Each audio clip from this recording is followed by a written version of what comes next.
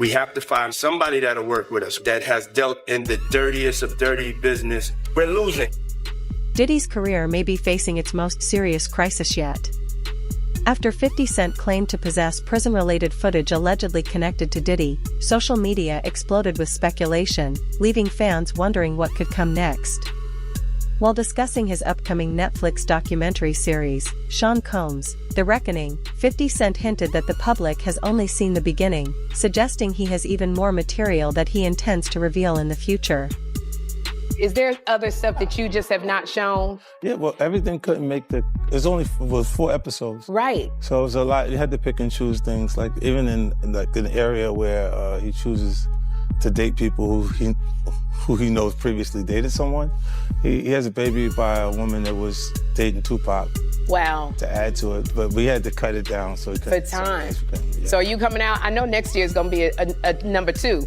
Season 2? I just put it on YouTube. I just put it on YouTube. That's right. 50 Cent has suggested that he may release additional alleged Diddy-related footage on YouTube, making it available for the public to watch. But the biggest development since that interview isn't just the possibility of more videos, it's the emergence of allegations claiming that Diddy attempted to intimidate or improperly influence a juror. Those claims have fueled widespread public debate and intense online speculation. Here's what has been reported so far. Recording it. Well, Diddy was recording it because he thought he was about to beat the case. So he wanted to do a Netflix documentary. Didn't pay the guy, and then 50 got all 140 hours of footage of secret Diddy tactics. Well, there's a guy named Neil who was mentioned in the court, works right up under Diddy, was organizing everything. Allegedly, they are saying that he is on video, film, tampering with witnesses, giving out addresses, offering money, bribing, we'll pay for your lawyers, all kind of shit that could be counted as witness tampering, obstruction of justice. And 50 of all people has his hands on this footage. And I'm hearing that this could implicate Diddy's lawyers in some bullshit. They could be charged. This shit is getting wild. And I'm hearing that this 50 Cent documentary is just the fucking tip of the iceberg. This guy in this video said one specific name, and it was Neil, and it automatically made me think of Neil Dominique. Everything that we just covered the other day that came out from Diddy's former chef, Jordan, who was going to be a witness testifying against Diddy in the criminal trial. You remember, she just took to her Instagram calling out Neil Dominique, saying that he was basically the one to give Diddy information that she was testifying to the grand jury. She has been claiming for a while, when she testified to this grand jury on April 2nd of 2024, just 2 weeks later, Diddy's attorney would text her saying, "Dear Chef Jordan, this is Aaron Dyer. I'm Sean Combs' attorney. I left you a voicemail last week, but wanted to follow up.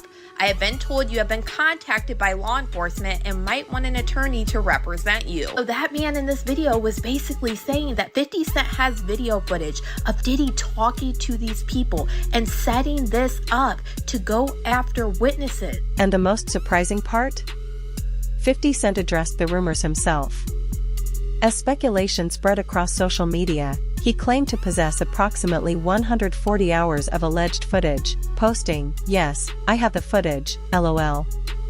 The remark quickly intensified online discussion and fueled even more curiosity about what he might reveal next. But the story didn't end there.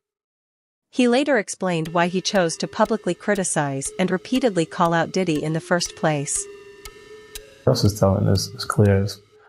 I don't have any reserve, like the fear that they would actually have towards him. I don't think he's special.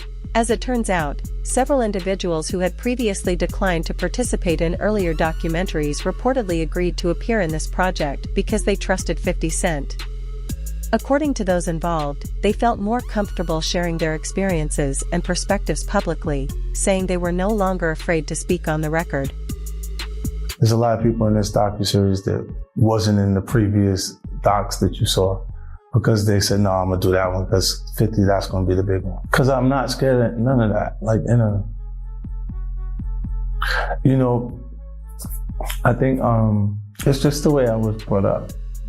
I don't really register those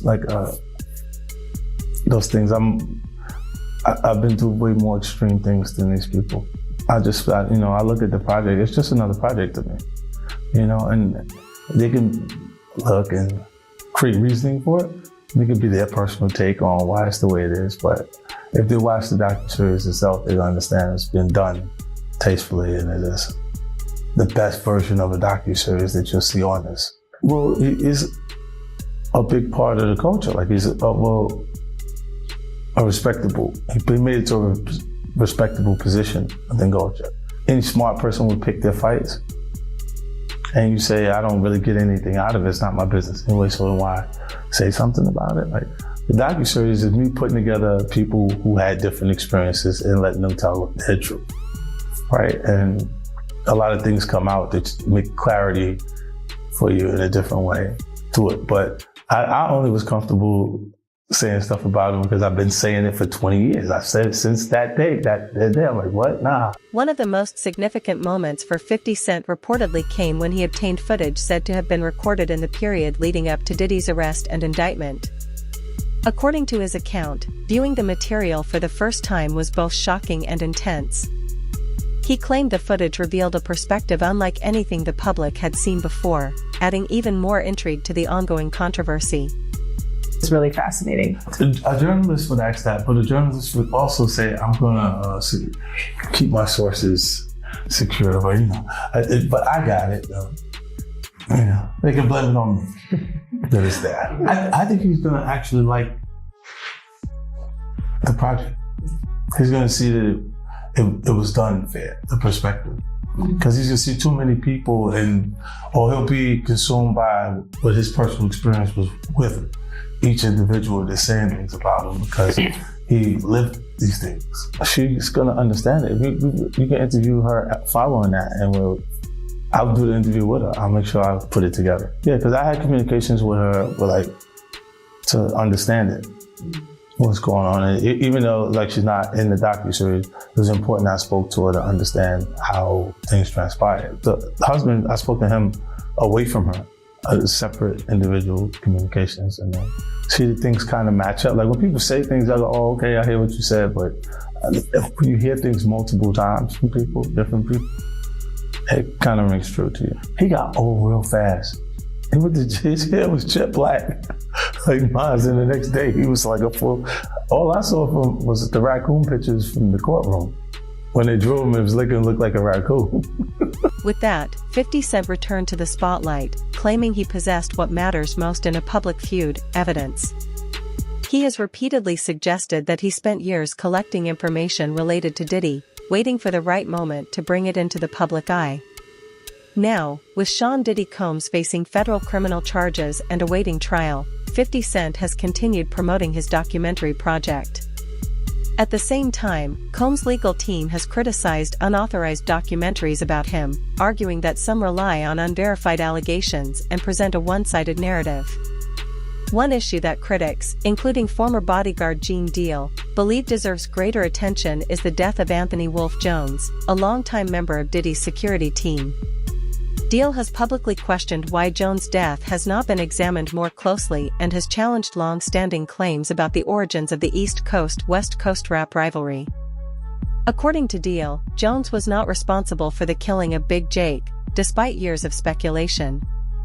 He also alleged that Jones repeatedly raised concerns about his personal safety, telling Diddy and Kirk Burroughs that he would not travel unless adequate security arrangements were in place. And Kirk Burroughs called me up. He's like, "Yo, Gene, you and Wolf, I got y'all tickets to LA. I said, all right, cool. So I go down there and I pick up the tickets to LA. I got Wolf ticket. So I'm calling Wolf up. I say, yo, Wolf, I got your ticket to go to LA. Wolf said, I ain't going. I said, what you mean you ain't going? He said, yo, Gene, I ain't gonna tell you how I'm making I ain't gonna tell you how to make your money, but I'm gonna let you know this. I told Puff them if they wasn't gonna take 2 tour buses of my niggas out there with us, I'm not going. This is Wolf is the head of all the functions that has to do with Puff dealing with security. I have my own contract with Puff, yeah.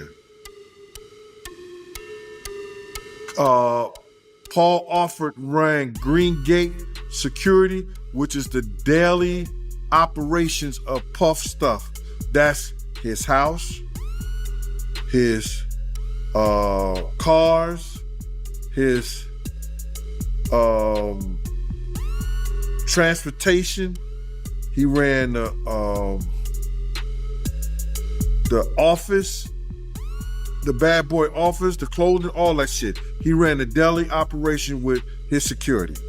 Wolf is over whatever's happening with Puff. You understand? Wolf tells Puff and them and tell Kirksborough and them, no, if y'all not going out there right, nobody should go out there at all. Gene Deal has also claimed that Anthony Wolf Jones was killed while carrying out security-related responsibilities connected to Diddy. According to Deal, Jones' death, and his alleged ties to BMF, represent a crucial chapter of the broader story that he believes should have been examined in greater detail within the documentary. However, those statements reflect Deal's personal account and allegations, and they have not been established as fact or proven in court. So, Wolf did not and was not going anywhere that had to do with California. And it wasn't because of the Jake situation. It was that he wanted to be safe, and the only way he felt safe if he was going out there with the dudes from his clique. And that was the Valley Mob. That's the only way. Wolf ended up losing his life behind Puff and his bullshit. And people they didn't even put that in the documentary. Wolf ended up losing his life behind Puff and his bullshit. And that bullshit was with BMF.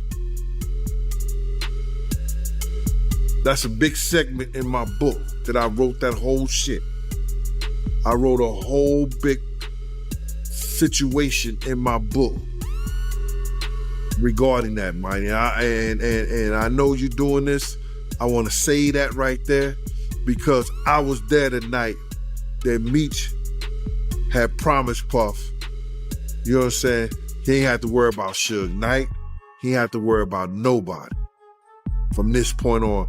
And telling Puff some shit like that made him think that he could talk to Wolf any kind of way. Because if anybody knew, BMF was powerful back then. They had dudes from everywhere. And Meech telling him he ain't have to worry about nobody no more. It made Puff think that he could tell Wolf that he didn't need Wolf no more. And one thing led to the next. Gene Deal's argument is straightforward. In his view, Anthony Wolf Jones' death was far more than an isolated incident or a minor footnote. He believes it reflected broader issues within the music industry and the actions of influential figures, making it a story that deserved much more attention than the documentary gave it. At the same time, reports have claimed that Diddy and members of his family have considered legal action over documentaries and media coverage they believe are defamatory. However, 50 Cent has argued that pursuing such a lawsuit could require challenging the documentary's claims in court, potentially bringing even greater public scrutiny. Meanwhile, Sean Diddy Combs continues to face mounting legal expenses, with his ongoing criminal case expected to place significant financial pressure on him regardless of his overall wealth.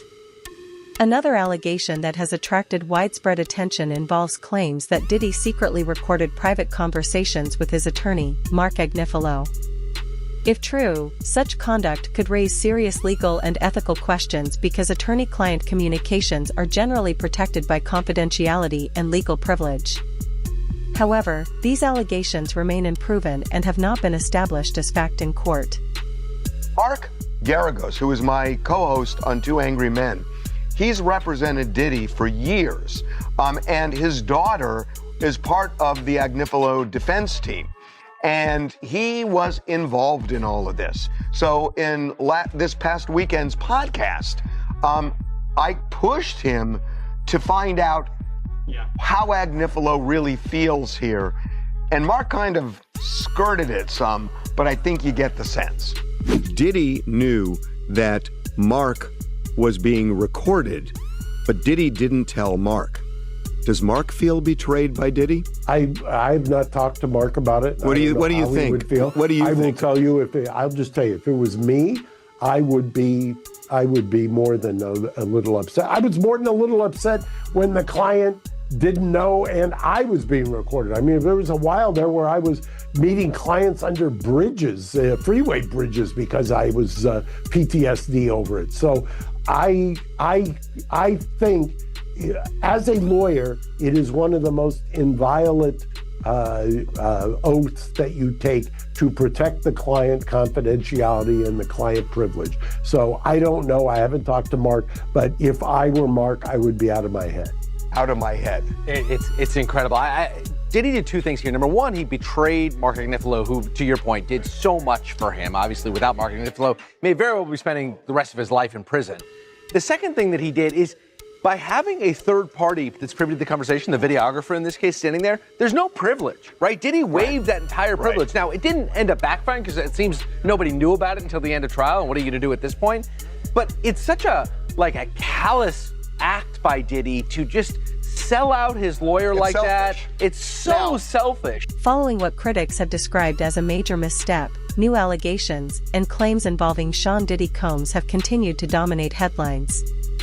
The documentary features footage of Diddy greeting fans, posing for photos, and joking that after giving so many hugs he would need hand sanitizer and a bath, adding that it was time to cleanse. In another segment, the film discusses singer Don Richard, a former member of Donity Kane and Diddy, Dirty Money. Richard has filed a civil lawsuit alleging sexual assault, battery, abusive working conditions, and unpaid compensation, claims that Diddy has denied. The documentary also suggests he sought to highlight positive comments Richard made about him in the past, a move some critics argue could be viewed as an attempt to challenge the credibility of her later allegations.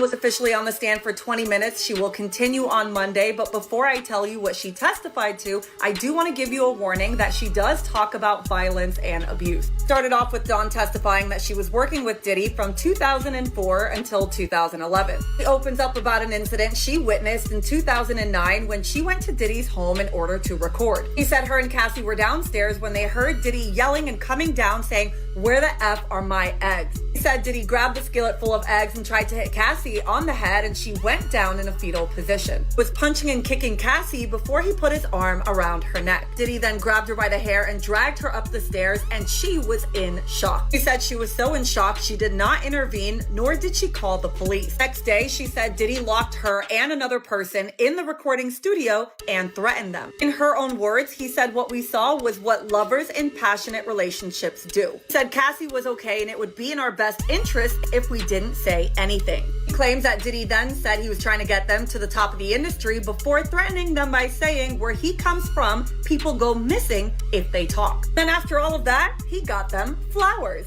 Prosecutor then asked, "How did you understand that?" And she said, "Death." His attorney yelled objection, and then they had a sidebar. That's when attorneys from both sides will come up to the judge and whisper between one another and nobody else can hear.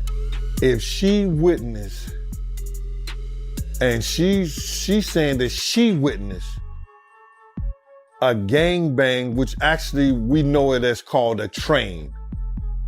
And she worked on the album, The Train to Paris. And like I heard one of the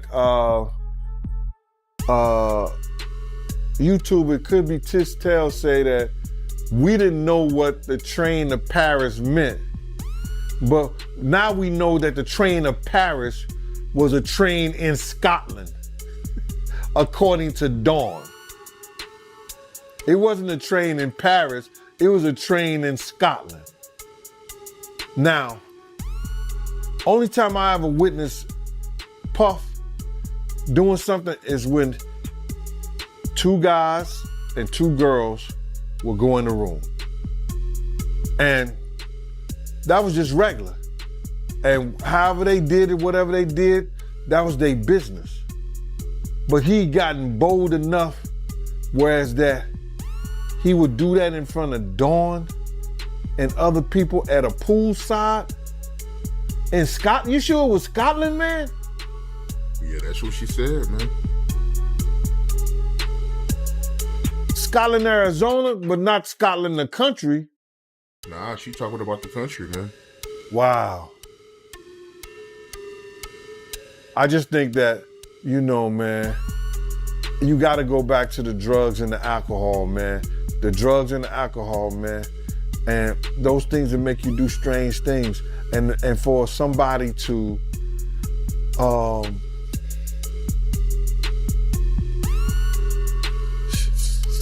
just gang banging an assistant, she might have a lawsuit now too. She might have a lawsuit too. Because you can't do that to people that work for you, bro. The series also features audio from a 2008 proffer interview with Dwayne Keefe D. Davis, who is awaiting trial in connection with the 1996 killing of Tupac Shakur. A proffer is a legal process that allows an individual to provide information to investigators under certain protections, though it does not provide complete immunity. In the documentary, Davis repeats long-standing allegations that Diddy offered $1 million to have Tupac killed. Those claims have circulated publicly for years, but Diddy has consistently denied any involvement and has never been charged in connection with Tupac Shakur's murder. Yeah, and he even said that, like, in retrospect, that was probably the best thing that could have ever happened to Puffy. By Zip stealing the money, now Puffy isn't connected to that shit. Or else it would have been like a murder for hire or something, you know what I'm saying? The FBI said Zip. So the FBI told you the same he was thing. a dirty motherfucker, yeah. So the FBI told you that Zip kept that money as well. They said Zip's a dirty motherfucker. Everybody crossed you. You're the last one to know every fucking thing. Even lawyers, your friends, everybody can cross your ass. Does that interview prove Diddy was involved? The answer is no. A proffer interview or recorded statement, on its own, is not proof of guilt and should never be treated as conclusive evidence. However, supporters of the documentary argue that such interviews may provide valuable context when viewed alongside other publicly available information and witness accounts. Ultimately, any finding of guilt must be based on admissible evidence presented in court and determined through the legal process, not on interviews, speculation, or allegations alone. You say you lost your empire because of Puffy. Why you say that? I did. Shit. If I wouldn't have never met him, I wouldn't have never been involved in this bullshit. You know what I'm saying? If I would have never met the brother, I would have never been involved in this bullshit. Really. Because me and Suge was playing on the same Pop Warner team and everything. My homeboys helped put Suge in the game and all that shit, you know? And it really crashed 2 people's empire that fucking one night. You know what I'm saying? Mine's for sure. Suge's too. Yeah. Right. Damn, man. So you feel like Puffy, he's the reason for your empire and Suge empire going down because of the whole situation with Tupac. Exactly. He the only one still balling. Shit. Yeah, he made our shit go down, man. Yeah, I ain't even met him over. He won't even look out or nothing. You know? So break that down, man, for the people out there that don't know the backstory. What did Puffy do exactly to break down y'all empires? Because he pitted us against each other, it seemed like he pitted us against each other. You know, which was kind of smart because we're Crips and Suge was Bloods. Like, you know what I'm saying?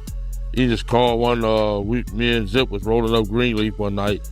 He called and asked, you think it's safe to come out here to do our concerts?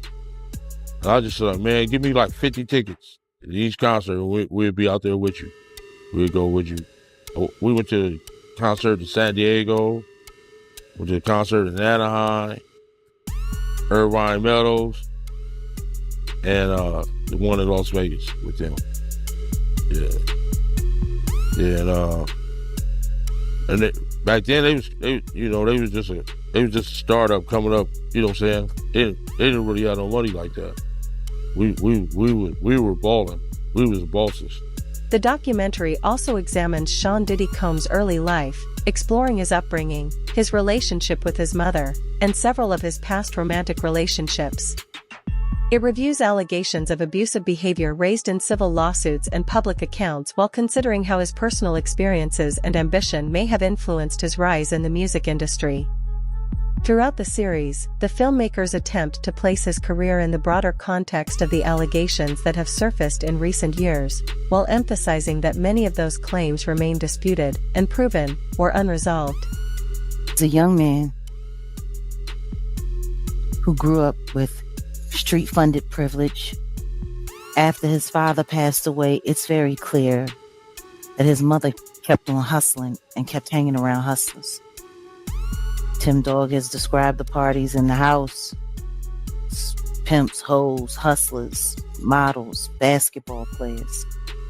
You got that kind of crowd. There's got to be a drug dealer or so there. Alcohol everywhere. There was a stage built in the living room, and they were asked to perform as kids. I mean, like, this is how he grew up. It was almost as if he was designed to throw the parties that we'll later hear about. From the white parties to the parties overseas, with very, very, very, very, very interesting things happening there, all the way to the freak-offs. It's like Sean Combs was in a never-ending party his whole life. Now, from a boy being draped in chinchilla